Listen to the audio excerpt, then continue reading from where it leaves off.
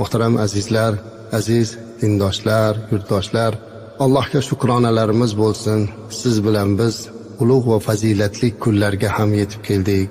Mana Alloh nasib qilsa, Sha'bon oyining o'rtasi bo'lgan nisfu Sha'bon baroat kechalariga ham sog' omon yetib keldik. Bugundan ertaga o'tar kechasi baroat kechasi. Alloh bu kechani bizga qutlug', muborak qilsin, fayzli qilsin. Alloh bandalariga o'ta mehribon. Qarangki, bizning umrimizni qisqaligidan, amallarimizni kamligidan Alloh taolo bizga shunday fazilatli kunlarni berdi-da. Bo'lmasa bu qisqa umrimiz dunyo tashvishlari bilan ovora bo'lib, savob amallarimizni qanday to'ldiramiz ekan deb yig'lab yuramiz. Ertaga taroziga qo'ysak savobim og'ir kelarmikin, gunohim og'ir kelarmikin deb tashvish qilamiz.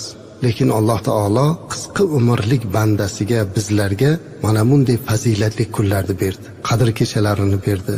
Ramazon